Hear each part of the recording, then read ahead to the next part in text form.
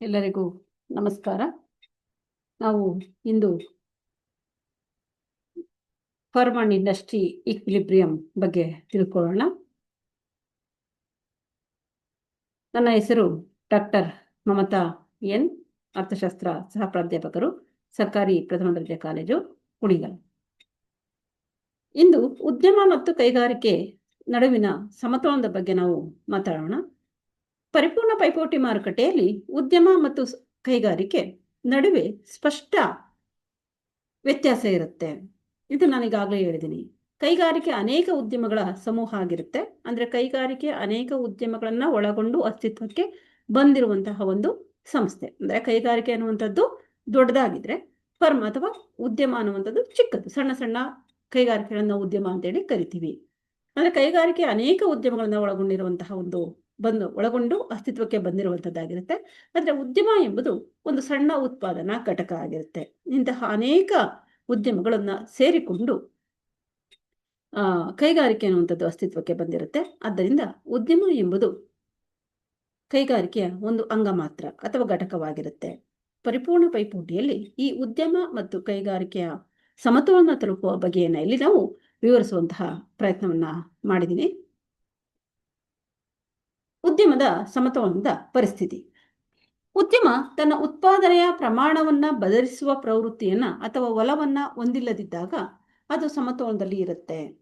ಅಂದ್ರೆ ಈ ಸಮತೋಲನ ಬಿಂದುವಿನಲ್ಲಿ ಅದು ಸೀಮಾಂತ ಆದಾಯವನ್ನ ಸೀಮಾಂತ ವೆಚ್ಚಕ್ಕೆ ಸಮಗೊಳಿಸುವುದರ ಮೂಲಕ ಗರಿಷ್ಠ ಲಾಭ ಪಡೆಯುತ್ತಿರುತ್ತದೆ. ಉದ್ಯಮ ತನ್ನ ಉತ್ಪಾದನೆಯ ಪ್ರಮಾಣವನ್ನ ಬದಲಿಸುವ ಪ್ರವೃತ್ತಿ, ಅಂದ್ರೆ ಎಷ್ಟು ಉತ್ಪಾದನೆಯನ್ನ ಮಾಡಬೇಕು, ಅದರ ಪ್ರಮಾಣ ಎಷ್ಟಿರ್ಬೇಕು ಅಥವಾ ಪೂರೈಕೆಯನ್ನ ನಾವು ಎಷ್ಟು ಮಾಡಬೇಕು ಅನ್ನೋದನ್ನ ಇಲ್ಲಿ ನಿರ್ಧರಿಸುತ್ತೆ. ಇಲ್ಲಿ ಈ ನಿರ್ಧರಿಸುವಂತಹ ಸಮಯದಲ್ಲಿ ಈ ಸಮತೋಲನ ಬಿಂದುವಿನಲ್ಲಿ ಅದು ಸೀಮಾಂತ ಆದಾಯ ಸೀಮಾಂತ ವೆಚ್ಚಕ್ಕೆ ಅಂದ್ರೆ ಹೊಂದಿಕೊಳ್ಳುವ ರೀತಿಯಲ್ಲಿ, ಸೀಮಾಂತ ಆದಾಯ ಸೀಮಾಂತ ವೆಚ್ಚಕ್ಕೆ ಸಮನಾಗುವ ರೀತಿಯಲ್ಲಿ ಅದು ನೋಡ್ಕೊಳ್ಳುತ್ತೆ. ಯಾಕೆ ಅಂದ್ರೆ ಗರಿಷ್ಠ ಲಾಭವನ್ನ ಪಡೆಯುವಂಥದ್ದು ಅದರ ಗುರಿಯಾಗಿರುತ್ತೆ. ಹಾಗಾಗಿ ಸಮಗೊಳಿಸುವುದರ ಮೂಲಕ ಗರಿಷ್ಠ ಲಾಭವನ್ನ ಪಡೆಯಲಿಕ್ಕೆ ಪ್ರಯತ್ನ ಪಡುತ್ತೆ. ಅದರ ಲಾಭದ ಪರಿಸ್ಥಿತಿಯನ್ನ ನಾವು ಸೂತ್ರದಲ್ಲಿ ಹೇಳೋದಾದ್ರೆ profit is equal to R minus C. ಅಂದ್ರೆ ಈ ಸೂತ್ರದಲ್ಲಿ ಪ್ರಾಫಿಟ್ ಅನ್ನೋದು ಲಾಭವನ್ನ, ಹಾಗೆ ಆರ್ ಅಂದ್ರೆ ಒಟ್ಟು ಆದಾಯವನ್ನ, ಹಾಗೂ ಸಿ ಒಟ್ಟು ವೆಚ್ಚವನ್ನ ಪ್ರತಿನಿಧಿಸುತ್ತೆ. ಆರ್ ಅನ್ನುವಂಥದ್ದೇನು ಟೋಟಲ್ ಇನ್ಕಮ್, ಆದಾಯವನ್ನ, ಹಾಗೆ ಸಿ ಟೋಟಲ್ ಕಾಸ್ಟ್ ಅಂದ್ರೆ ಒಟ್ಟು ವೆಚ್ಚವನ್ನ ಅದು ಪ್ರತಿನಿಧಿಸುತ್ತೆ.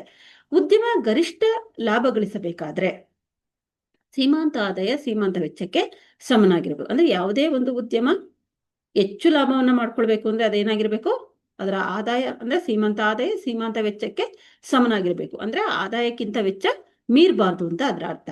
ಅಂದ್ರೆ MR is equal to MC, ಅಂದ್ರೆ ಸೀಮಾಂತ ಆದಾಯ ಇಸ್ ಈಕ್ವಲ್ ಟು ಸೀಮಾಂತ ವೆಚ್ಚ ಆಗಿರ್ಬೇಕು, ಅಥವಾ ಸೀಮಾಂತ ವೆಚ್ಚ ಇಸ್ ಈಕ್ವಲ್ ಟು ಸೀಮಾಂತ ಆದಾಯ ಆಗಿರ್ಬೇಕು. ಅಂದ್ರೆ ವೆಚ್ಚ ಮತ್ತು ಆದಾಯ ಸಮನಾಗಿರ್ಬೇಕು ಅಂತ ಅರ್ಥ. ಹಾಗಾಗಿ ರೇಖಾಚಿತ್ರದಲ್ಲಿ ನೋಡಿದ್ರೆ ಸೀಮಾಂತ ವೆಚ್ಚದ ರೇಖೆ ಸೀಮಾಂತ ಆದಾಯದ ರೇಖೆನಿಂದ ಎರಡನೇದೇನಪ್ಪ ಅಂದ್ರೆ ಸೀಮಾಂತ ವೆಚ್ಚದ ರೇಖೆ ಸೀಮಾಂತ ಆದಾಯದ ರೇಖೆನ ಕೆಳಗಿನಿಂದ ಸ್ಪರ್ಶಿಸಬೇಕು ಅನ್ನುವಂಥದ್ದು. ಎರಡು ಷರತ್ತುಗಳು, ಒಂದು ಸೀಮಾಂತ ವೆಚ್ಚ ಸೀಮಾಂತ ಆದಾಯಕ್ಕೆ ಸಮನಾಗಿರ್ಬೇಕು, ಇನ್ನೊಂದು ರೇಖಾಚಿತ್ರದಲ್ಲಿ ಸೀಮಾಂತ ವೆಚ್ಚದ ರೇಖೆಯನ್ನ ಸೀಮಾಂತ ಆದಾಯದ ರೇಖೆ ಕೆಳಭಾಗದಿಂದ ಸ್ಪರ್ಶಿಸಿರ್ಬೇಕು ಅನ್ನುವಂಥದ್ದು. ಪರಿಪೂರ್ಣ ಪೈಪೋಟಿ ಮಾರುಕಟ್ಟೆಯಲ್ಲಿ ಉದ್ಯಮಕ್ಕೆ ತನ್ನ ಬೆಲೆ ಧೋರಣೆ ಬಗ್ಗೆ ಯಾವುದೇ ಆಯ್ಕೆಗೆ ಅವಕಾಶ ಇರೋದಿಲ್ಲ. ಅಂದ್ರೆ ಇಲ್ಲಿ ಬೆಲೆ ಮೇಲೆ ಯಾವುದೇ ಹತೋಟಿಯನ್ನು ಹೊಂದಿರುವುದಿಲ್ಲ. ನಾನೀಗಾಗಲೇ ಹೇಳಿದ್ರೆ ಯಾವುದೇ ಒಂದು ಉದ್ಯಮ ಆಗಲಿ ಕೈಗಾರಿಕೆ ಆಗಲಿ ಪರಿಪೂರ್ಣ ಪೈಪೋಟಿ ಮಾರುಕಟ್ಟೆಯಲ್ಲಿ ಬೆಲೆಯನ್ನ ನಿರ್ಧರಿಸುವಂತಹ ಒಂದು ಅವಕಾಶವನ್ನ ಅಥವಾ ಸಾಮರ್ಥ್ಯವನ್ನ ಪಡ್ಕೊಂಡಿರೋದಿಲ್ಲ. ಅಲ್ಲಿ ಮಾರುಕಟ್ಟೆಯಲ್ಲಿರುವಂತಹ ಬೇಡಿಕೆ ಮತ್ತು ಪೂರೈಕೆ ಅಂಶಗಳ ಒಂದು ಒತ್ತಡಗಳಿಂದಾಗಿ ಬೆಲೆ ಅನ್ನುವಂಥದ್ದು ನಿರ್ಧಾರ ಆಗುತ್ತೆ ಅಂತ. ಹಾಗಾಗಿ ಅದು ಕೇವಲ ಬೆಲೆ ಪಡೆಯುವ, ಅಂದ್ರೆ ಪರಿಪೂರ್ಣ ಪೈಪೋಟಿ ಮಾರುಕಟ್ಟೆಯಲ್ಲಿ ಬೆಲೆ ಪಡೆಯುವ ಆಗಿರುತ್ತೆ ಅದು ಉದ್ಯಮ. ಕೈಗಾರಿಕೆಯಲ್ಲಿ ಬೇಡಿಕೆ ಮತ್ತು ಪೂರೈಕೆ ಅಂಶಗಳಿಂದ ನಿರ್ಧರಿತವಾಗಿರುವ ಬೆಲೆಯನ್ನು ಅದು ಒಪ್ಪಿಕೊಂಡು, ಅಂದ್ರೆ ಯಾವುದೇ ಒಂದು ಉದ್ಯಮ ಏನು ಕೈಗಾರಿಕೆಯಿಂದ ಬೆಲೆ ನಿರ್ಧಾರ ಆಗಿರುತ್ತೋ ಆ ಬೆಲೆಯನ್ನ ಅದು ಒಪ್ಪಿಕೊಂಡು ತನ್ನ ಸರಕನ್ನ ಮಾರಾಟ ಮಾಡಬೇಕಾಗುತ್ತೆ. ಪ್ರಸ್ತುತ ಅಸ್ತಿತ್ವದಲ್ಲಿರುವ ಈ ಬೆಲೆಯಲ್ಲಿ ಅದು ಎಷ್ಟು ಬೇಕಾದರೂ ಸರಕನ್ನ ಮಾರಾಟ ಮಾಡಬಹುದು, ಆದ್ರೆ ಬೆಲೆಯನ್ನ ಹೆಚ್ಚಿಸಿ ಏನನ್ನು ಮಾರಾಟ ಮಾಡಲು ಸಾಧ್ಯ ಆಗೋದಿಲ್ಲ. ಅಂದ್ರೆ ಯಾವುದೇ ಒಂದು ಉದ್ಯಮ ಪರಿಪೂರ್ಣ ಪೈಪೋಟಿ ಮಾರುಕಟ್ಟೆಯಲ್ಲಿ ಕಾರ್ಯವನ್ನ ನಿರ್ವಹಿಸಬೇಕಾದ್ರೆ ಅದು ಯಾವುದು ಕೈಗಾರಿಕೆ ಬೆಲೆಯನ್ನು ನಿರ್ಧರಿಸುತ್ತೋ, ಬೇಡಿಕೆ ಮತ್ತು ಮಾರುಕಟ್ಟೆಯ ಬೇಡಿಕೆ ಮತ್ತು ಪೂರೈಕೆ ಅಂಶಗಳ ಒತ್ತಡಗಳ ಆಧಾರವಾಗಿಟ್ಕೊಂಡು ಬೆಲೆಯನ್ನ ನಿರ್ಧರಿಸುತ್ತೋ ಆ ಬೆಲೆಯ ಆಧಾರದ ಮೇಲೆ ಉದ್ಯಮಿಗಳು ತಮ್ಮ ಸರಕನ್ನ ಮಾರಾಟ ಮಾಡಬಹುದು. ಆದರೆ ಬೆಲೆಯನ್ನು ಹೆಚ್ಚಿಸಲಿಕ್ಕೆ ಅದಕ್ಕೆ ಅವಕಾಶ ಇರೋದಿಲ್ಲ. ಈ ಹಿನ್ನೆಲೆಯಲ್ಲಿ ಪರಿಪೂರ್ಣ ಪೈಪೋಟಿ ಮಾರುಕಟ್ಟೆಯಲ್ಲಿ ಉದ್ಯಮದ ಸಮತೋಲನದ ಷರತ್ತುಗಳನ್ನು ನಾವು ನೋಡಿದಾಗ ಇಲ್ಲಿ 2 ಷರತ್ತುಗಳನ್ನು ಅದು ಉದ್ಯಮ ಈಡೇರಿಸಬೇಕಾಗುತ್ತೆ. ಒಂದು, ನಾನು ಆಗಲೇ ಹೇಳಿದಂತೆ ಸೀಮಾಂತ ವೆಚ್ಚ ಸೀಮಾಂತ ಆದಾಯಕ್ಕೆ ಸಮನಾಗಿರಬೇಕು, MC = MR ಅಥವಾ MR = MC.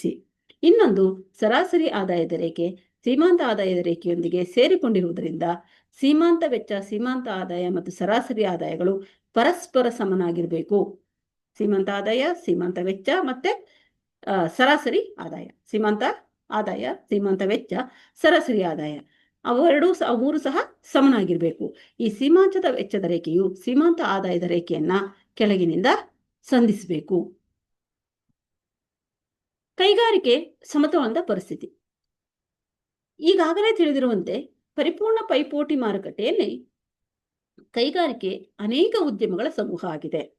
ಈ ಕೈಗಾರಿಕೆಯು ಸಮತೋಲನದಲ್ಲಿ ಇರಬೇಕೆಂದ್ರೆ ಉದ್ಯಮಗಳು ಕೈಗಾರಿಕೆಯನ್ನ ಹೊಸದಾಗಿ ಪ್ರವೇಶಿಸುವ ಅಥವಾ ಕೈಗಾರಿಕೆಯಿಂದ ನಿರ್ಗಮಿಸುವ ಪ್ರವೃತ್ತಿ ಇರಬಾರ್ದು. ಕೈಗಾರಿಕೆ ಅನ್ನುವಂಥದ್ದು ಅಸ್ತಿತ್ವದಲ್ಲಿದ್ದಾಗ ಅನೇಕ ಉದ್ಯಮಗಳ ಸಮೂಹ ಆಗಿರೋದ್ರಿಂದಾಗಿದ್ದು ಉದ್ಯಮಗಳು ಕೈಗಾರಿಕೆಯನ್ನ ಹೊಸದಾಗಿ ಪ್ರವೇಶಿಸುವ ಮತ್ತೆ ನಿರ್ಗಮಿಸುವ ಪ್ರವೃತ್ತಿ ಇರುವ, ಅಂದ್ರೆ ಪದೇ ಪದೇ ಬರೋದು ಬರ್ತಾ ಮತ್ತೆ ಹೋಗ್ತಾ ಇರುವಂತಹ ಒಂದು ಪ್ರವೃತ್ತಿ ಇರುವಂತದ್ದು ಉತ್ತಮ. ಅಂದ್ರೆ ಮುಕ್ತ ಪ್ರವೇಶ ಮತ್ತೆ ನಿರ್ಗಮನ ಇದೆ, ಆದ್ರೂ ಸಹ ಅದು ಪದೇ ಪದೇ ರಿಪೀಟ್ ಆಗಬಾರ್ದು. ಎರಡನೇದು, ಕೈಗಾರಿಕೆಯಲ್ಲಿರುವ ಎಲ್ಲ ಉದ್ಯಮಗಳ ಸಮತೋಲನದಲ್ಲಿರ್ಬೇಕು. ಕೈಗಾರಿಕೆಯಲ್ಲಿರುವಂತಹ ಅಷ್ಟು ಉದ್ಯಮಗಳು ಏನಾಗಿರ್ಬೇಕು, ಸಮತೋಲನದಲ್ಲಿರ್ಬೇಕು. ಯಾಕೆ ಅಂತಂದ್ರೆ ಇಲ್ಲಿ ಪರಿಪೂರ್ಣ ಪೈಪೋಟಿ ಮಾರುಕಟ್ಟೆಯಲ್ಲಿ ಒಂದೇ ಬೆಲೆ ಇರುತ್ತೆ, ಸರಕು ಸಹ ಒಂದೇ ಆಗಿರುತ್ತೆ. ಹಾಗಾಗಿ ಎಲ್ಲಾ ಉದ್ಯಮಗಳು ಸಮತೋಲನದಲ್ಲಿ ಇರಬೇಕು. ಈ 2 ಷರತ್ತುಗಳು ಅಂದ್ರೆ ಈ ಮೊದಲನೇ ಷರತ್ತಿನ ಪ್ರಕಾರ ಕೈಗಾರಿಕೆಯಲ್ಲಿನ ಎಲ್ಲ ಉದ್ಯಮಗಳ ಸರಾಸರಿ ವೆಚ್ಚ ರೇಖೆಗಳು ಅವುಗಳ ಸರಾಸರಿ ಆದಾಯ ರೇಖೆಗೆ ಸಮನಾಗಿರ್ಬೇಕು. ಸರಾಸರಿ ವೆಚ್ಚದ ರೇಖೆ ಸರಾಸರಿ ಆದಾಯದ ರೇಖೆಗೆ ಸಮನಾಗಿರ್ಬೇಕು. ಈ ಸ್ಥಿತಿಯಲ್ಲಿ ಎಲ್ಲಾ ಉದ್ಯಮಗಳು ಕೇವಲ ಸಾಮಾನ್ಯ ಲಾಭವನ್ನು ಮಾತ್ರ ಗಳಿಸ್ತಾ ಇರ್ತವೆ. ಎರಡನೇ ಷರತ್ತಿನ ಪ್ರಕಾರ ಸೀಮಾಂತ ಆದಾಯ ಸೀಮಾಂತ ವೆಚ್ಚಕ್ಕೆ ಸಮನಾಗಿರ್ಬೇಕು. ಸರಾಸರಿ ಆದಾಯ ಸರಾಸರಿ ವೆಚ್ಚಕ್ಕೆ, ಸೀಮಾಂತ ಆದಾಯ ಸೀಮಾಂತ ವೆಚ್ಚಕ್ಕೆ ಸಮನಾಗಿರ್ಬೇಕು. ಅಂದ್ರೆ ಇಲ್ಲಿ ಪರಿಪೂರ್ಣ ಪೈಪೋಟಿ ಮಾರುಕಟ್ಟೆಯಲ್ಲಿ ಕೈಗಾರಿಕೆ ಸಮತೋಲನದಲ್ಲಿರ್ಬೇಕು ಅಂದ್ರೆ ಅದು ನಾನು ಆಗ್ಲೇ ಹೇಳಿದಂತೆ MR = MC ಅಥವಾ MC = MR, ಸೀಮಾಂತ ಆದಾಯ ಸೀಮಾಂತ ವೆಚ್ಚಕ್ಕೆ ಅಥವಾ ಸೀಮಾಂತ ವೆಚ್ಚ ಸೀಮಾಂತ ಆದಾಯಕ್ಕೆ ಸಮನಾಗಿರಬೇಕು. ಮತ್ತೊಂದು, ಸರಾಸರಿ ವೆಚ್ಚ ಸರಾಸರಿ ಆದಾಯಕ್ಕೆ ಸಮನಾಗಿರಬೇಕು, AC = AR. ಈ ಹಂತದಲ್ಲಿ ಯಾವುದೇ ಹೊಸ ಉದ್ಯಮ ಕೈಗಾರಿಕೆಯನ್ನ ಪ್ರವೇಶಿಸುವ ಅಥವಾ ಹಳೆಯ ಉದ್ಯಮ ಕೈಗಾರಿಕೆಯಿಂದ ನಿರ್ಗಮಿಸುವ ಒಂದು ಪ್ರವೃತ್ತಿ ಇರಬಾರದು. ಉದ್ಯಮ ಮತ್ತು ಕೈಗಾರಿಕೆ ಅಲ್ಪಕಾಲೀನ ಸಮತೋಲನ. ಅಲ್ಪಾವಧಿಯಲ್ಲಿ ಉದ್ಯಮ ಮತ್ತು ಕೈಗಾರಿಕೆ ನಡುವೆ ಯಾವ ರೀತಿ ಸಮತೋಲನ ಉಂಟಾಗುತ್ತೆ ಅಂದ್ರೆ, ಅಲ್ಪಾವಧಿಯಲ್ಲಿ ಉದ್ಯಮಗಳು ಬದಲಾಗುವ ಉತ್ಪಾದನಾಂಗಗಳ ತೊಡಗಿಸುವಿಕೆಯನ್ನ ಬದಲಿಸುವುದರ ಮೂಲಕ ತಮ್ಮ ಉತ್ಪನ್ನವನ್ನ ಮಾಡುತ್ತಿರುತ್ತೆ. ಅಂದ್ರೆ ನಾನು ಆಗ್ಲೇ ಹೇಳಂತೀನಿ, ಬದಲಾಗುವ ಉತ್ಪಾದನಾಂಗಗಳನ್ನ ಅಲ್ಪಾವಧಿಯಲ್ಲಿ ಹೆಚ್ಚಲ್ಲ, ಸ್ವಲ್ಪ ಪ್ರಮಾಣದಲ್ಲಿ, ಯಾಕೆಂದ್ರೆ ಸ್ಥಿರ ಉತ್ಪಾದನೆಗಳಂತೂ ಬದಲಾಯಿಸಲಿಕ್ಕೆ ಅವಕಾಶಗಳೇ ಇರೋದಿಲ್ಲ. ಇಲ್ಲಿ ಬದಲಾಗುವ ಉತ್ಪಾದನಾಂಗಗಳನ್ನ ಸ್ವಲ್ಪ ಪ್ರಮಾಣದಲ್ಲಿ ಬದಲಾಯಿಸಲಿಕ್ಕೆ ಅವಕಾಶಗಳಿರುತ್ತೆ. ಹಾಗಾಗಿ ಬದಲಾಗುವ ಉತ್ಪಾದನಾಂಗಗಳನ್ನ ಬದಲಿಸುವುದರ ಮೂಲಕ ತಮ್ಮ ಉತ್ಪನ್ನವನ್ನ ಅದು ಮಾಡ್ತಾ ಇರುತ್ತೆ. ಕೈಗಾರಿಕೆಯಲ್ಲಿ ನಾವು ಉದ್ಯಮಗಳ ಸಂಖ್ಯೆ ಸ್ಥಿರವಾಗಿರುತ್ತೆ. ಅಂದ್ರೆ ಕೈಗಾರಿಕೆಯಲ್ಲಿರುವಂತಹ ಉದ್ಯಮಗಳ ಸಂಖ್ಯೆ ಏನಾಗಿರುತ್ತೆ, ಎಷ್ಟಿತ್ತು ಈಗಾಗಲೇ ಅಷ್ಟೇ ಇರುತ್ತೆ. ಹಾಗೂ ಕೈಗಾರಿಕೆಯನ್ನ ಒಟ್ಟು ಉತ್ಪಾದನೆಯಲ್ಲಿ ಹೆಚ್ಚು ಅಥವಾ ಅಂದ್ರೆ ಹಿಗ್ಗುವ ಅಥವಾ ಉಬ್ಬುವ ಪ್ರವೃತ್ತಿ ಇರೋದಿಲ್ಲ. ಅಂದ್ರೆ ಹೆಚ್ಚಾಗುವಂತಹದ್ದು ಅಥವಾ ಕಡಿಮೆ ಆಗುವಂತಹದ್ದು ಇರೋದಿಲ್ಲ. ಈ ಸನ್ನಿವೇಶದಲ್ಲಿ ಕೈಗಾರಿಕೆ ಸಮತೋಲನದಲ್ಲಿರೋ ಕೆಲವು ಷರತ್ತುಗಳು ಈಡೇರಬೇಕು. ಅಂದ್ರೆ ನಾನು ಈಗಾಗಲೇ ಹೇಳಿದೆ, ಅಲ್ಪಾವಧಿಯಲ್ಲಿ ಕೈಗಾರಿಕೆ ಅನ್ನುವಂಥದ್ದು ಕೆಲವೊಂದು ಷರತ್ತುಗಳನ್ನ ಈಡೇರಿಸಬೇಕು. ಮತ್ತೆ ಅಲ್ಲಿ ಆ ಕೈಗಾರಿಕೆಯಲ್ಲಿ ಯಾವುದೇ ಉದ್ಯಮಗಳು ಬರುವಂತದ್ದಾಗ್ಲಿ ಅಥವಾ ಹೋಗುವಂತದ್ದಾಗ್ಲಿ ಆಗಬಾರ್ದು. ಅಲ್ಲಿ ಅವು ಕೈಗಾರಿಕೆ ಅಥವಾ ಉದ್ಯಮಗಳ ಸಂಖ್ಯೆ ಅಂದ್ರೆ ಕೈಗಾರಿಕೆ ಇರುವಂತಹ ಉದ್ಯಮಗಳ ಸಂಖ್ಯೆ ಏನಿತ್ತೋ ಈ ಸಂಖ್ಯೆ ಸ್ಥಿರವಾಗಿ ಇರಬೇಕು. ಮೊದಲು ಎಷ್ಟಿತ್ತೋ ಅಷ್ಟೇ ಇರಬೇಕು. ಉದಾಹರಣೆಗೆ 10 ಇತ್ತು ಅಂದ್ರೆ 10 ಇರಬೇಕು, ಅದಕ್ಕಿಂತ ಹೆಚ್ಚು ಆಗಬಾರ್ದು, ಕಡಿಮೆನೂ ಆಗಬಾರ್ದು. ಅಂದ್ರೆ ಹಿಗ್ಗುವ ಅಥವಾ ಉಬ್ಬುವ ಪ್ರವೃತ್ತಿ ಇರಬಾರ್ದು. ಈ ಸನ್ನಿವೇಶದಲ್ಲಿ ಕೈಗಾರಿಕೆ ಸಮತೋಲನದಲ್ಲಿ ಇರಬೇಕು ಅಂತಂದ್ರೆ ಕೆಲವು ಷರತ್ತುಗಳನ್ನ ಈಡೇರಿಸಬೇಕು. ಆ ಷರತ್ತುಗಳೇನಪ್ಪಾ ಅಂದ್ರೆ, ಕೈಗಾರಿಕೆ ಅಲ್ಪಾವಧಿ ಪೂರೈಕೆಯು ಅಲ್ಪಾವಧಿ ಬೇಡಿಕೆಗೆ ಸಮನಾಗಿರ್ಬೇಕು. ಅಂದ್ರೆ ಬೇಡಿಕೆ ಪೂರೈಕೆಗೆ ಸಮನಾಗಿರ್ಬೇಕು. ಹಾಗೆ ಸೀಮಾಂತ ವೆಚ್ಚ ಸೀಮಾಂತ ಆದಾಯಕ್ಕೆ ಸಮನಾಗಿದ್ದು ಎಲ್ಲಾ ಉದ್ಯಮಗಳು ಸಮತೋಲನ ಪ್ರಮಾಣದ ಉತ್ಪಾದನೆ ಮಾಡುತ್ತಿರಬೇಕು. ಅಂದ್ರೆ ಇರುವಂತಹ ಕೈಗಾರಿಕೆ ಇರುವಂತಹ ಅಷ್ಟು ಉದ್ಯಮಗಳು ಉತ್ಪಾದನೆ ಒಂದೇ ಆಗಿರ್ಬೇಕು, ಸಮತೋಲನದಲ್ಲಿ ಇರಬೇಕು. ಮತ್ತು ಲಾಭವಿರಲಿ ನಷ್ಟವಿರಲಿ, ಆ ಕೈಗಾರಿಕೆಯಲ್ಲಿ ಯಾರಿಗೆ ಆಗಲಿ ಅಂದ್ರೆ ಲಾಭ ಇರಲಿ ನಷ್ಟ ಇರಲಿ, ಎಲ್ಲ ಉದ್ಯಮಗಳು ಸಹ ಸಮತೋಲನದಲ್ಲೇ ಇರಬೇಕು. ಇದಿಷ್ಟು ಷರತ್ತುಗಳು. ಈ ಉದ್ಯಮ ಮತ್ತು ಕೈಗಾರಿಕೆ ಸಮತೋಲನ ತಲುಪುವ ಬಗೆಯನ್ನ ಒಂದು ರೇಖಾಚಿತ್ರದ ಸಹಾಯದಿಂದ ನಾವು ತಿಳ್ಕೊಳ್ಬಹುದು. ರೇಖಾಚಿತ್ರವನ್ನು ನೀವು ಇಲ್ಲಿ ನೋಡಿದಾಗ ಗಮನಿಸಿದಾಗ ರೇಖಾಚಿತ್ರ ಡಿ ಅಲ್ಪಾವಧಿ ಕೈಗಾರಿಕೆ ಮತ್ತು ಬೇಡಿಕೆ ರೇಖೆ ಅಂತ ಇದೆ ನೋಡಿ. ಇದು ಡಿ ಮತ್ತೆ ಇದು ಅಲ್ಪಾವಧಿ ಕೈಗಾರಿಕೆ ಮತ್ತು ಬೇಡಿಕೆ ರೇಖೆ, ಅಲ್ಪಾವಧಿ ಕೈಗಾರಿಕಾ ಬೇಡಿಕೆ ರೇಖೆ ಆಗಿರುತ್ತೆ. SRS ನೋಡಿ, ಇದು ಈ ರೇಖೆ SRS ರೇಖೆ ಕೈಗಾರಿಕೆಯ ಅಲ್ಪಾವಧಿ ಪೂರೈಕೆ ರೇಖೆ. ಇವೆರಡೂ ಸಹ ಈ ಬಿಂದುವಿನಲ್ಲಿ ಒಂದನ್ನೊಂದು ಸಂಧಿಸಿದೆ. OP ಮಟ್ಟದ ಬೆಲೆ OQ ಪ್ರಮಾಣದ ಬೇಡಿಕೆ ಮತ್ತು ಪೂರೈಕೆ ನಿರ್ಧಾರ ಆಗಿರುತ್ತೆ. ಅಂದರೆ ಸಮಸ್ತ ಮಾರುಕಟ್ಟೆಯಲ್ಲಿ OP ಮಟ್ಟದ ಅಲ್ಪಾವಧಿ ಸಮತೋಲನ ಬೆಲೆ ನಿರ್ಧರಿಸಿದೆ. ಈ ಸಂದರ್ಭದಲ್ಲಿ OQ ಸಮಸ್ತ ಮಾರುಕಟ್ಟೆಯ ಬೇಡಿಕೆ ಮತ್ತು ಪೂರೈಕೆಯ ಪ್ರಮಾಣ. ಇಡೀ ಮಾರುಕಟ್ಟೆಯಲ್ಲಿ ಬೇಡಿಕೆ ಮತ್ತು ಪೂರೈಕೆ ಎಷ್ಟಿದೆ ಅಂದರೆ OQ ಇರುತ್ತೆ, ಬೆಲೆ ಎಷ್ಟಿರುತ್ತೆ OP ಅಂತ ಇರುತ್ತೆ.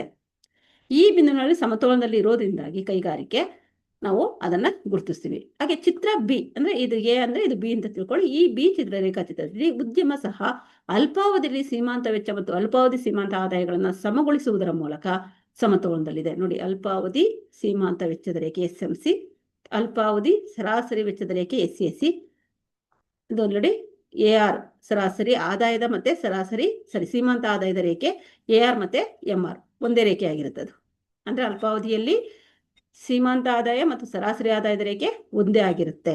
ಹಾಗಾಗಿ SMR ಅಂದ್ರೆ ಇಲ್ಲಿ SMC ಅಲ್ಪಾವಧಿ ಸೀಮಾಂತ ವೆಚ್ಚದ SMC ಮತ್ತು ಅಲ್ಪಾವಧಿ ಸೀಮಾಂತ ಆದಾಯದ SMR ಸಮಗೊಳಿಸುವುದರ ಮೂಲಕ ಸಮತೋಲನದಲ್ಲಿದೆ. ಈ ಸನ್ನಿವೇಶದಲ್ಲಿ ಉದ್ಯಮ ಅಲ್ಪಾವಧಿಯಲ್ಲಿ ABPC ಪ್ರಮಾಣದ ಲಾಭವನ್ನ ಗಳಿಸ್ತಾ ಇರುತ್ತೆ. ನೋಡಿ, ಇದು ABPC ಇಷ್ಟು ಲಾಭವನ್ನು ಅದು ಗಳಿಸ್ತಾ ಇರುತ್ತೆ.